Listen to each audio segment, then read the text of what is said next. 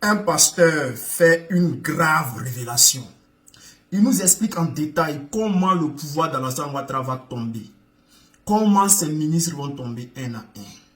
Chers frères, on va écouter et après je vais décortiquer. C'est parti. Écrivez que quand ces choses vont arriver, tous les ministres qui ont choisi de suivre le président Ouattara seront assassinés. Alléluia. Et je vous le dis, c'est dommage qu'on arrive là. En 2015, on a parlé au président de la République. Vous étiez témoin. Vous lui demandez de laisser le pouvoir. On va prendre le pays pour mettre de l'ordre pour lui.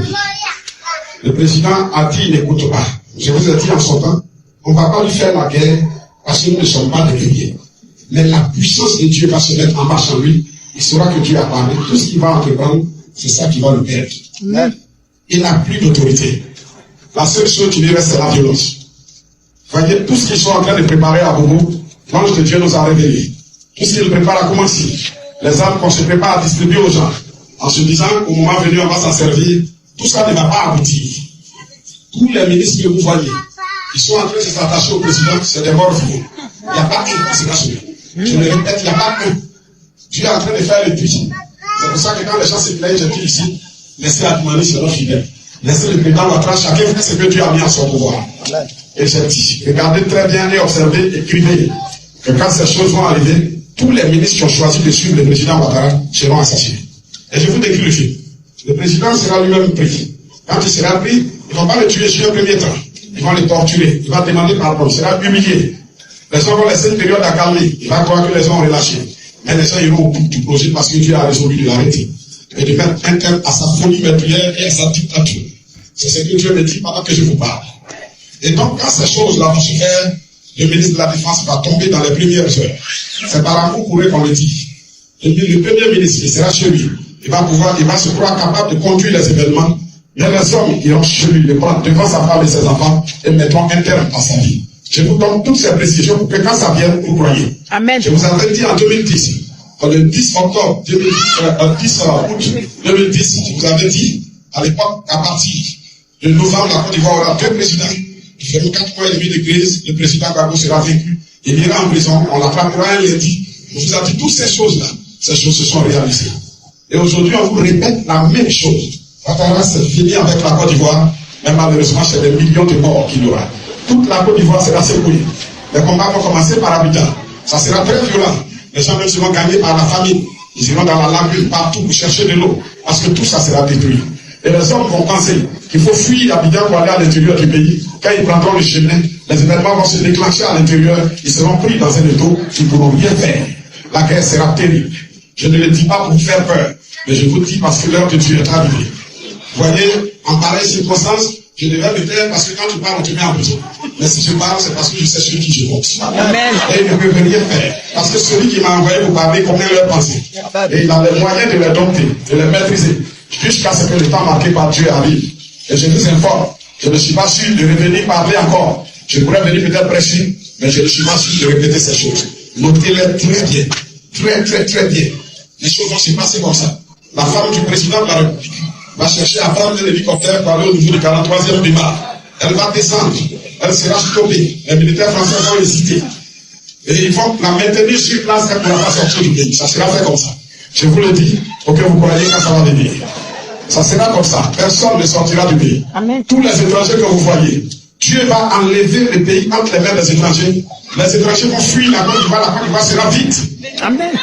Personne ne va les combattre. Tous les militaires qui ont assassiné, qui ont violé les femmes, qui se bombent la poitrine de se faire passer pour des chefs de guerre vont mourir. Et le président de l'Assemblée nationale va dans un premier temps échapper. Parce que lui-même, il sera à la base de ce mouvement, croyant qu'il va pouvoir prendre la tête du pays et faire ce qu'il veut. Mais le président de l'Assemblée nationale va venir devant nous pour demander pardon, mais il ne sera pas sincère. Il va s'asseoir chez lui et comploter avec la France pour tenter de remettre en cause ce que Dieu va faire. En ce moment, tous ceux qui sont dans la région où il sera, toute la ville sera détruite. On sera sans sentiment. Et je préviens, que personne ne dise que c'est nous qui avons été violents, mais ça est dans le plan de Dieu. Tous ceux qui seront dans la région où seront tués, sans calcul, que ça serve de leçon. Et que la rébellion ne vienne plus dans ce pays. Amen. Je le dis, sur la base de ma foi et de ma vie avec Dieu. Si je suis en train de dire des choses par ma propre conscience, que Dieu m'enlève la vie avant que j'arrive chez moi. J'ai confiance en Dieu. Et je sais qu'il est en train de me parler avec insistance. les choses vont se faire comme ça. Je vous donne tous ces détails pour que vous croyez. Et quand la guerre va commencer, que vous ne soyez pas surpris, quand le petit groupe va attaquer, les forces qui sont fidèles au président vont répliquer, et un troisième va s'ajouter pour accompagner le petit groupe pour créer un désordre pas possible. Et moi, en l'heure marquée par Dieu, j'irai à la présidence comme on va à la promenade au milieu des tirs. J'irai. Votre père a une nation. Et les enfants que Dieu nous a préparés. Il nous a choisis pour redresser ce pays. Il nous a formés et nous sommes prêts. Regardez, je puisse nous arrêter. Je ne demande pas à quelqu'un de croire. On sait que c'est les militaires qui habitent tout autour de nous. Et il n'y a pas un qui peut s'élever. Il s'élève, dès qu'il décidera, il ne va pas s'élever de son lit. Alléluia. Amen. Alors, chers frères, si j'ai un conseil à donner à nos parents, parce que ce que le pasteur a dit là, sincèrement, ça, en tout cas c'est fort. C'est fort ce qu'il dit. Alors, chers frères, pour ceux qui sont vieux et les vieilles, les enfants, vous pouvez peut-être quitter la Côte d'Ivoire selon les révélations du pasteur. Il vous dit la vérité. Les vieux, les vieilles dames, les enfants, vous pouvez aller au Bénin, au Togo. Parce que ce qu'il dit là, chers frères, on va écouter ici la vidéo des... Parce que l'opposition ne va pas laisser affaire là.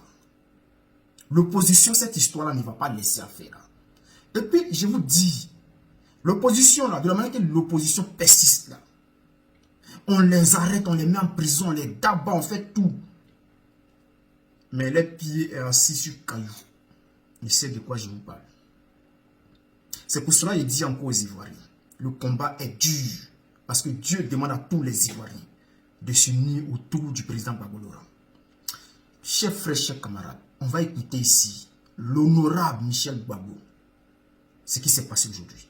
C'est pour cela que je vous dis que l'opposition ne va rien lâcher.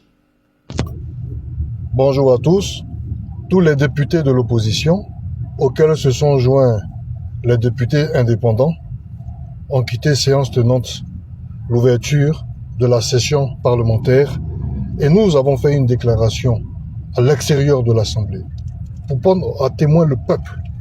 On a laissé les gens là, entre eux, eux-mêmes ils peuvent se comprendre. Mais nous, on n'est pas prêts à continuer cette mascarade électorale. À bas le 4e mandat anticonstitutionnel. Vive le président Thiam, vive le président Laurent Gbagbo, et à ceux qui sont en détention, nous disons courage, mais nous n'allons pas nous laisser distraire. Chers amis, chers peuples de Côte d'Ivoire, seule la lutte paye. Je vous remercie. Alors, chers frères, chers camarades, vous avez entendu, non? Blaise Las, Daï Nestor ont été arrêtés. D'après ces personnes-là, d'après ce gouvernement fantoche, ils disent qu'ils ont défié l'autorité. C'est-à-dire, ils sont allés contre la volonté du Conseil constitutionnel. Parce que le Conseil veut que Ouattara fasse un 4e mandat et ils ont dit non. Ils ont dit non. Et ils ont demandé aux Ivoiriens de se mobiliser. Donc pour eux, ça s'appelle à l'insurrection. Chers frères, les députés ont décidé de parler. Parce qu'on ne peut pas arrêter les députés. Donc ils ont décidé de parler. Maintenant là, en connaissant le gouvernement de Ouattara, est-ce qu'ils vont arrêter tous les députés de l'opposition? Et cette fois-ci, ce qui est intéressant, c'est que vous voyez les Hassane Temoko, les députés indépendants là. À chaque fois quand le PDCI, le PPACI faisaient des trucs, ils ne se menaient pas. Mais maintenant, eux tous les députés indépendants et PPACI, PDCI, ils se sont mis ensemble aujourd'hui, ils sont sortis. Et ce qu'ils ont dit là, c'est ce que les Blaise Las, les Daï Nestor ont dit. Et ils sont retrouvés à la Maca. Donc eux, ils sont venus maintenant parler maintenant pour dire que voilà, on ne laisse rien tomber. Et que Ouattara ne fera pas de 4e mandat. L'opposition a le pied assis sur caillou, arrêté sur caillou. Alors, chers frères, chers camarades, c'est pour vous dire quoi? C'est pour dire à nos parents que préparez-vous pour le 4 octobre. Restez mobilisés. Battez-vous. Cette bataille-là, même Dieu a dit vous allez gagner. Le 4 là, sautez. Allez-y. Affrontez Alassane Ouattara. Je leur ai dit, vous allez gagner. Mais mettez-vous autour de Gbagbo, vous allez gagner. Et le président Gbagbo Laurent vous a dit quoi? Que Alassane Ouattara ne fera pas de 4e mandat devant lui. Il a dit. Et depuis, ça fait un moment, ils font les trucs là, bruit là. Le président Gbagbo ne parle pas. Et ils sont là, ils s'embrouillent seuls. Aujourd'hui, qu'est-ce que le porte-parole du gouvernement dit? Qu'eux, ils ne sont pas au courant de cette marche. Or, pourtant, toute la Côte d'Ivoire est au courant qu'il y a une marche. Sauf le gouvernement de Ouattara. Il dit qu'eux ne savent pas qu'il y a une marche. Et ils ne sont pas informés. Ils n'ont pas eu l'information. Pourtant, toute la Côte d'Ivoire sait. Même les militants en parlent. Ça peut dire quoi? La peur dans les cœurs. Peuple de Côte d'Ivoire, apprêtez-vous.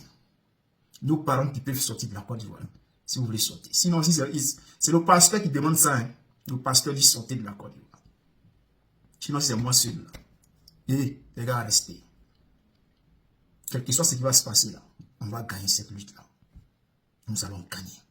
Maintenant, on met la pression, Ils disent que tout ce qu'on fait là, ils s'en foutent, non? On continue de mettre la pression. Ils vont arrêter. Maintenant, là, les députés ont pris les choses en main. On va voir s'ils vont arrêter tous les députés pour les mettre en prison. Est-ce qu'ils vont arrêter les députés? On verra bien. Mais cette fois-ci là, peut-être c'est eux-mêmes qui ont déclenché. Hein. C'est eux-mêmes. Et puis, sur quoi ils comptent? Sur quoi ils comptent pour dire non que ils vont aller, peut-être ils vont venir attaquer nos parents, ils vont faire ceci, ils vont faire cela. Est-ce qu'ils sont immortels? Est-ce que les parents sont immortels? Parce que c'est les militants RHDP qui vont envoyer, qui vont tomber dans le piège, là, qui vont perdre. C'est eux qui vont perdre. Parce que toi, tu vas pas être dans le même quartier avec quelqu'un, tu vas aller agresser sa famille, et puis lui va aller ta famille. Il va aller agresser aussi ta famille. C'est comme ça. C'est pour cela qu'on vous dit, militant RHDP là, cette histoire-là, enlevez pour vous dedans. Vous savez bien que Ouattara n'a pas droit à un 4e mandat. Il force les choses. Maintenant, si vous voulez mettre vous dedans, il n'y a pas de drame, on verra bien ce qui va se passer. Mais, il faut savoir une chose. L'opposition là, ils sont plus nombreux que le RHDP. La preuve, quand vous êtes parti faire votre congrès là, il y a eu 100 000 personnes. Quand l'opposition est sortie là, il y a eu 1 million de personnes. L'opposition là, ils sont plus nombreux que vous. Ne pensez pas que, genre, vous allez sortir, vous allez utiliser les armes, ou vous allez... les armes là, Dieu n'a pas dit toi, tiens, et puis l'autre là, il ne peut pas avoir. Non, on achète, on paye. On paye. Si on veut manifester pacifiquement, que vous tirez sur les gens. Les gens aussi vont finir par tirer sur vous. Donc, dans ce cadre-là, la meilleure des solutions, les gens veulent seulement faire une démonstration de force avec une manifestation gigantesque. Ils vont manifester, ils vont montrer qu'ils sont moins 3 millions, 4 millions de personnes dehors. Ils vont finir là, ils vont rentrer. Maintenant, si vous voulez vous jouer les dangereux là, quand toute la Côte d'Ivoire va sortir là, au finish là, c'est vous qui allez perdre. C'est vous qui allez perdre. Ne pensez pas que la communauté étrangère est avec vous. Ne pensez pas que les gens de l'AES là, parce qu'on voit souvent quelques gens de l'AES qui font des panels pour soutenir Alassane Ouattara. Ne pensez pas qu'ils sont avec vous. Ils sont là, mais les cœurs là, ils ont gros sur le cœur. Ils ont très très gros sur le cœur. Donc, chers frères, ils ne seront pas avec vous. Parce que c'est avec des gens qu'on parle beaucoup. Et puis, c'est ceux-là qui font votre électorat. C'est pour cela que Alassane Ouattara a peur d'aller aux élections avec le président Gbagbo Laurent. Parce qu'il sait que là, son électorat vient du Burkina Faso, du Mali, du Niger. Et ceux-là ne sont plus avec lui. Alors, qu'est-ce qu'il peut faire? Même s'il veut tricher, il va perdre face à Gbagbo Laurent. Donc, la meilleure solution, c'était d'empêcher le président Gbagbo d'être candidat. Et même s'il partait avec Sidian Thiam, il allait perdre. Donc, la meilleure des solutions, c'était de faire tout pour empêcher ces personnes-là de candidater. Et maintenant, voilà, il est le seul candidat à bord. On verra bien s'il va y avoir élection ce 25 octobre. Là. Mais ce que moi je sais, il n'y aura pas d'élection. Ça là, seulement, je suis sûr de ça. Parce que je suis bien informé au sein du RHDP et au sein de l'opposition. Je suis très bien informé, donc je sais qu'il n'y aura pas d'élection. Ça, je suis sûr de moi. Qu'est-ce qui va se passer? Est-ce que ces ministres-là vont toujours l'encourager, lui dire va tabasser le peuple? Jusqu'à quel point? Vous pensez que c'est ce qui s'est passé au Sénégal, où Macky Sall allait tabasser le peuple, il a pris au moins 1000 personnes, il les a mis en prison, mais au finish, là, qui a reculé? Macky Sall a fini par reculer. Aujourd'hui, il est en exil au Maroc. Grand Macky Sall. Aujourd'hui, il est en exil au Maroc. Donc, chers frères, Ce que vous êtes en train de faire là, vous allez attraper Blaise Lasse, pour le mettre en prison. Blaise Lasse, le plus modéré du PPACI, quelqu'un quand il parle, il contrôle sa parole. Lui qui parle là, il parle sur... Non, putain, vous déconnez. RHDP, vous abusez, vous êtes allé trop loin. Vous êtes allé trop loin. Et trop, c'est trop. Cette fois-ci là,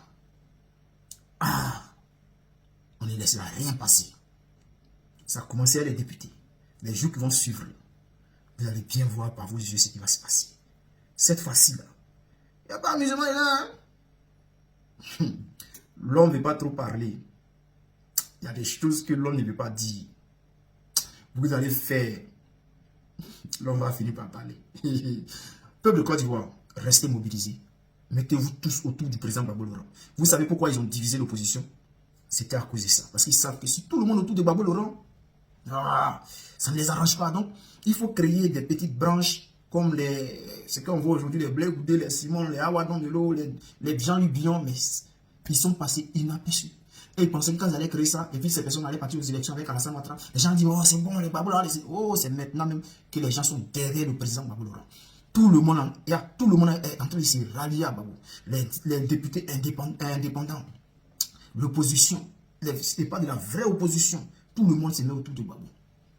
C'est la machine à combattre Alassane Ouattara. Et tout le monde a confiance au président Gbagbo Laurent. Chers frères, restez mobilisés. Préparez-vous les cœurs. On va faire du sport.